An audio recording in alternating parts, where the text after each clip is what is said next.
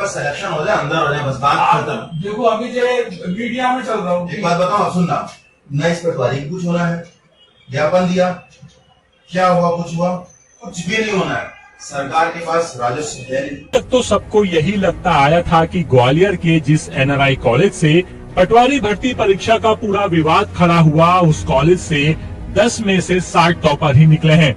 लेकिन अगर आपको भी ये लगता है तो आप गलत हैं।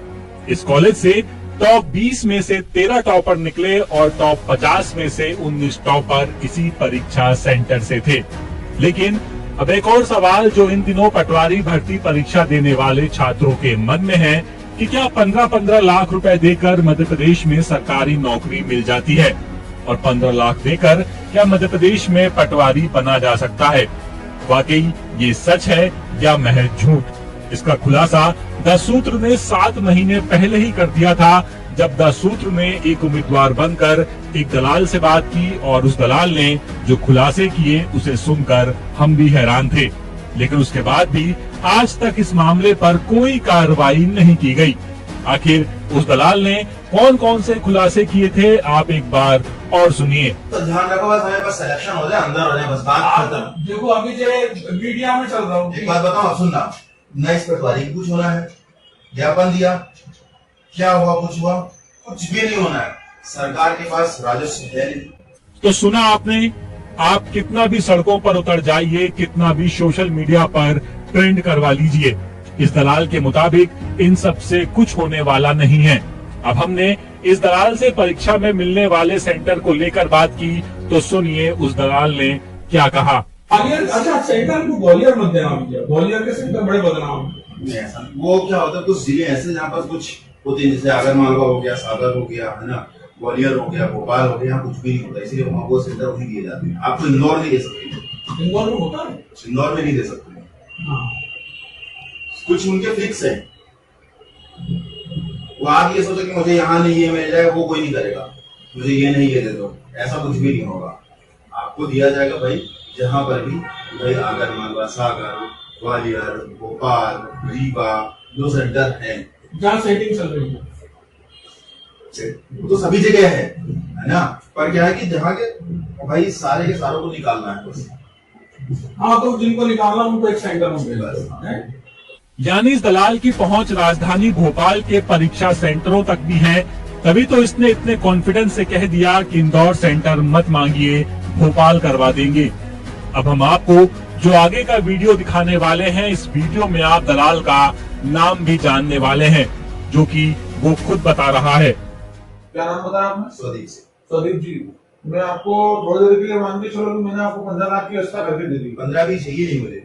अच्छा, 30%, फिर आपका जब मैं नंबर बता दूंगा, जो नंबर बताई जाएगी, फिर 30% रिजल्ट आ गया, सिलेक्शन हो गया, रिमेनिंग पेमेंट तब चाहिए। यानी 50% आपने अभी दिया, 50% आप सिलेक्शन के बाद दे रहे हो।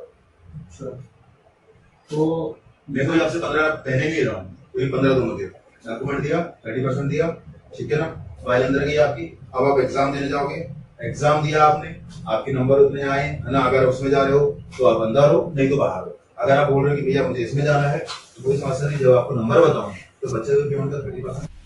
इस दलाल की ईमानदारी तो देखिए, 50% काम करने से पहले मांग रहा है और 50% तब जब उम्मीदवार का काम हो जाए। वाह, ईमानदारी हो तो ऐसी।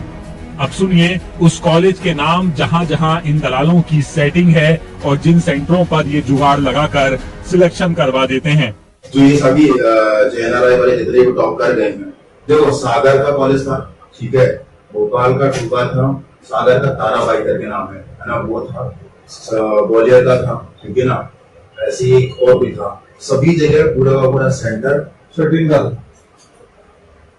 सागर में सेटिंग, भोपाल में सेटिंग, सागर भी, भोपाल भी, ग्वालियर भी, इनमें पूरे पूरे सेंटर के बच्चों को पास किया गया, पूरा सेटिंग का मतलब जितने भी जो भी अभी वो करवाया। अच्छा, मतलब जैसे आज जो भी अपने से बुक करवाया उसका हो जाएगा।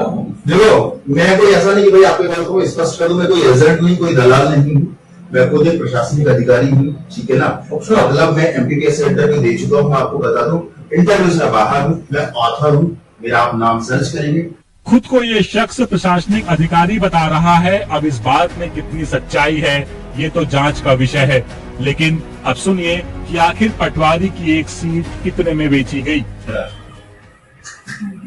पिक्चर में आपने नाम क्या है पटवारी 10, 15, 18, 18 लाख हाईएस्ट 22 तक है।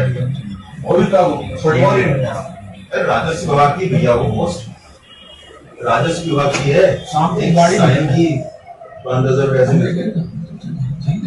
तो जैसा कि आपने इस वीडियो में देखा और सुना कि एक एक सीट की कीमत लाखों में थी और राजस्व विभाग की सीट तो 22 लाख तक में बेची गई। अब इन बातों में कितनी सच्चाई है ये जानने के लिए जब हमने 150 उम्मीदवारों के नंबर और उनके परीक्षा सेंटर के दस्तावेज खंगाले तो इसमें चौंकाने वाली बातें सामने आई हैं।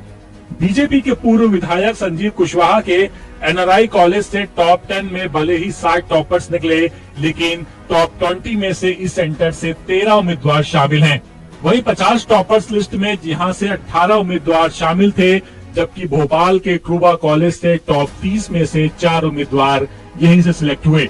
यानी कहीं ना कहीं इस दलाल की बातों में सच्चाई नजर आती है, लेकिन जो सच्चाई हमें और दूसरों को दिखाई देती है वही सच्चाई आखिर क्यों जांच कमेटी को दिखाई नहीं दी और आखिर क्यों इस मामले पर सरकार अभी तक चुप्पी साधे बैठी है।